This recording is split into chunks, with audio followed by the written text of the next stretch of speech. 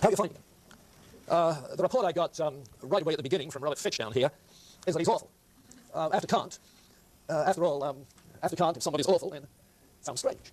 I would think after Kant everything would be easy. But I suggested to Bob that the difficulty is not the translation. He was blaming it on the translation. I think the difficulty is rather the mode of thought. Somewhat vocabulary, but you get used to that. But the mode of thought. You see, Kant was still involved in what nowadays has become known as linear thinking, tracing out a line of argument, trying to identify the underlying presuppositions or the transcendental presuppositions, those hidden concepts. And then in the dialectic, he's simply examining the logic of the argument and finding whether there are non sequiturs. And you're accustomed to that sort of thing. What he's using is basically Aristotelian logic engaged in linear inference, step by step, and so you can follow step by step. But that's not Hegel, you see.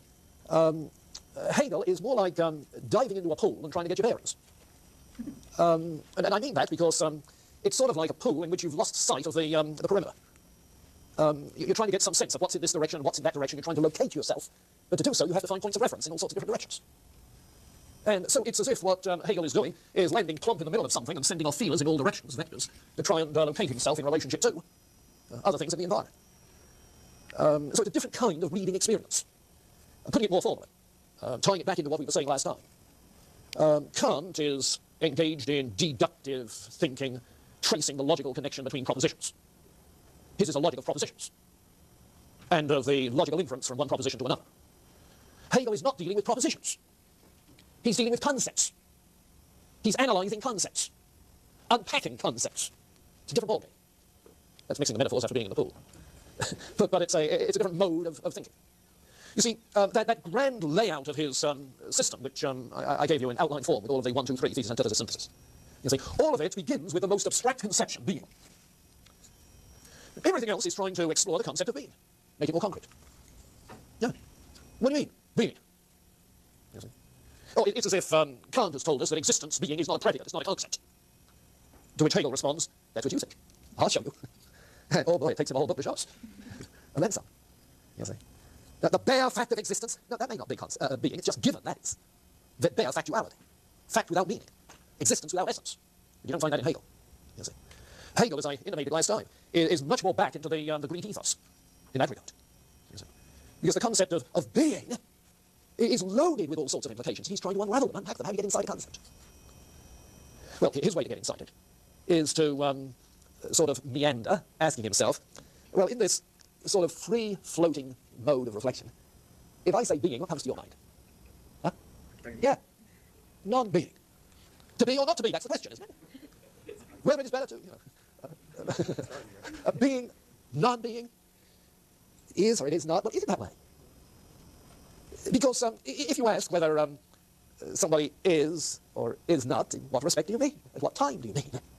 And immediately you begin to see that being and non-being, while they seem to be like antitheses, either or, mutually contradictory, they sort of combine when you think of becoming. Because in anything that's in process of becoming, it is what it was not, but it is not what it was, you see. It is what it is not quite yet, but it is that almost, you see. There's no such thing as static being in a world of change. And so you realize that what is not is just about to be is, and what is about to be is not. This is the nature of becoming, which is the concrete conception of being. And so what he's doing is trying to make that a little bit more concrete.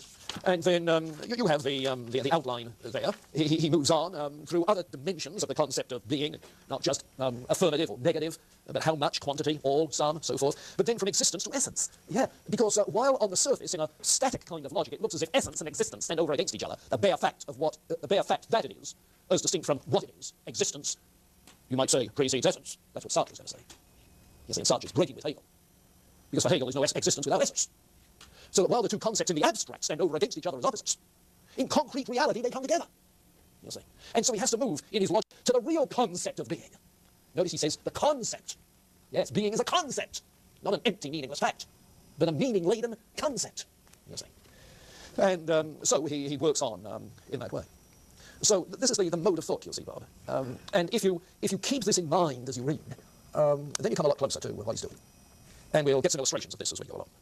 But for the moment, let me just, if I can find it, read you one short snatch from his logic, from the section on essence.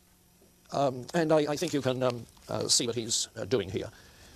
Says he, in the doctrine of contradictory concepts, one notion, say blue, stands over against the other notion, not blue.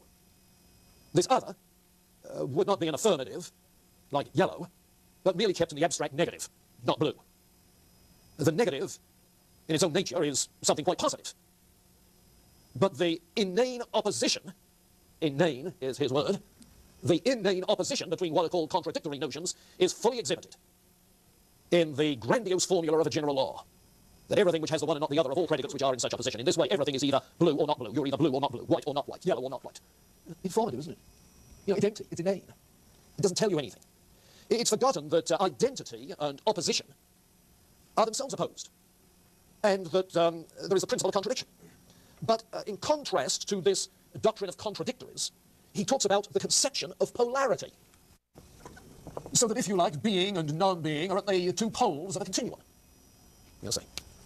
And by implication, this is a much more correct definition of opposition on the polarity.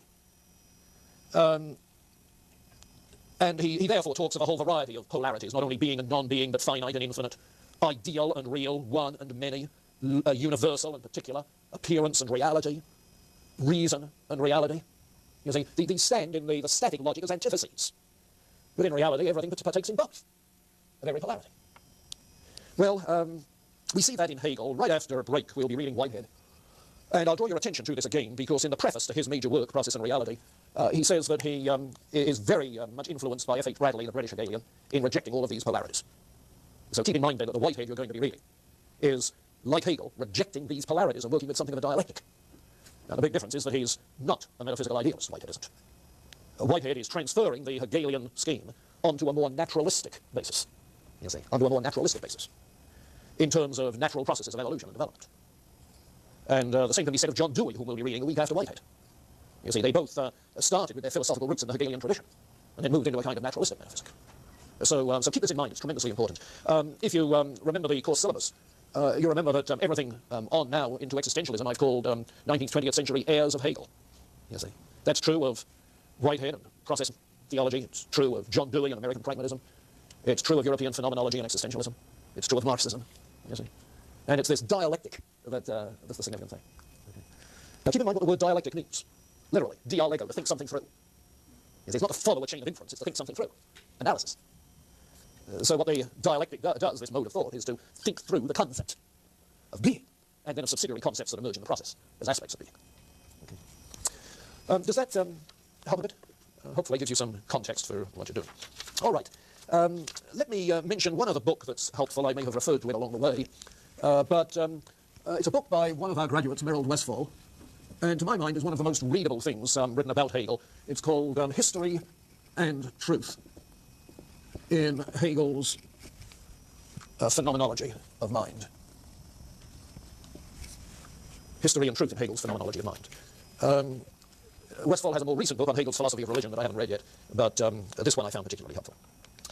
Okay, I want us then, any comments before we move on? Comments, queries? Okay. Did everybody get a copy of the Hegel outline from last time? Anybody not? Everybody has it, okay.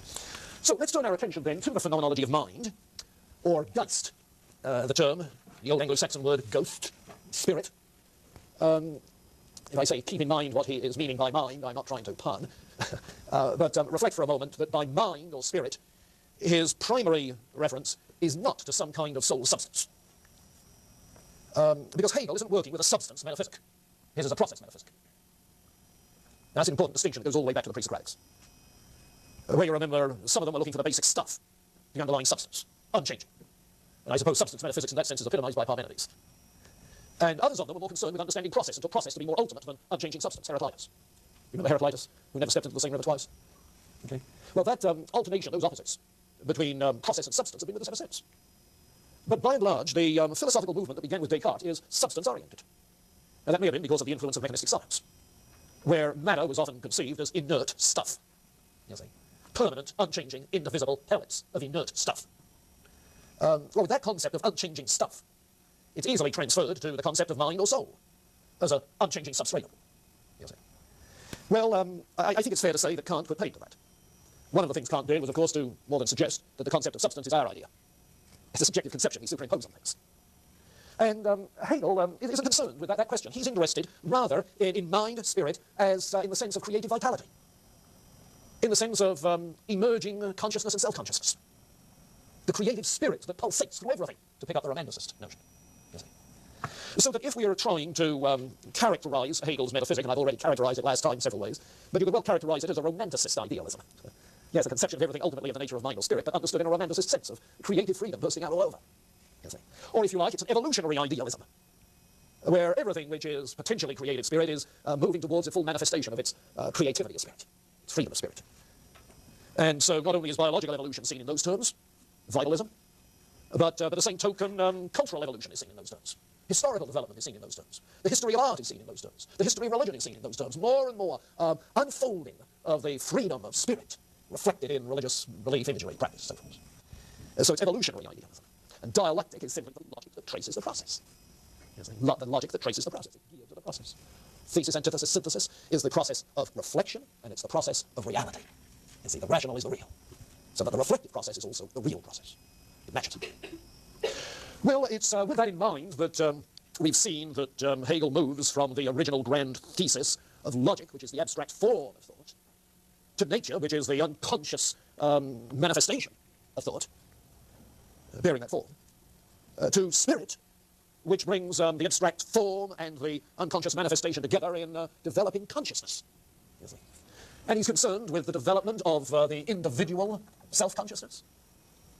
He's concerned with the development of social consciousness, both in the sense of your social consciousness and the developing self-identity of a society, a state, a nation.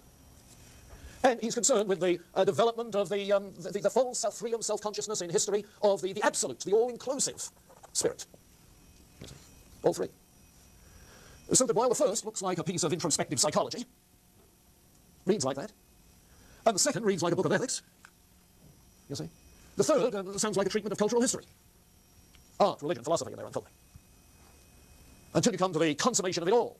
If philosophy down here, art, religion, philosophy, if philosophy is the synthesis over here, well, what's the culmination of the grand synthesis in philosophy? But Hegel's philosophy. You see, where in the flowering of the German spirit and German nationhood and German culture, you get the concepts finally grasped clearly, unpacked fully. So, in a sense, Hegel views his philosophy not as a philosophy to end all philosophies, but as a philosophy, everything after which is just a series of footnotes to Hegel. Yeah. Yeah, you see, you get to the final synthesis and the details, all of the wheels within the wheels have to be worked out. But there's nothing after the final synthesis. Now, you chuckle. But that's the way the Hegelian dialectic was even when transferred into Marxist theory, which is on a materialistic rather than an idealistic basis. You see, the Marxist view is that you move from the thesis of capitalism to the antithesis of the dictatorship of the proletariat to the synthesis of a classless society. What comes next? Nothing. Because in the classless society, you have embraced all opposites. It's now classless. There's now no class conflict, no dialectic left. And so that's the end. That's the millennium. You see. So this is the evolutionary optimism of the 19th century. And this is where the evolutionary optimism of the 19th century came from, Hegel. This is where it came from. Yeah. If we can resolve all of the dialectical opposition, then we've achieved. Okay, so that's the overall picture, and we want to look a little more closely at some of the things within it. What's going on within subjective spirit is the gradual freeing, we said this was the unfolding of freedom, the gradual freeing of reason from the senses. The gradual freeing of reason from the senses. Now, that's the kind of idealism he's concerned with. Now, why this freeing of reason from the senses? One, he's obviously not going to be an empiricist. Why not? Well, because empiricism, as Plato realized, is the world of change. And if what we're trying to do is to move on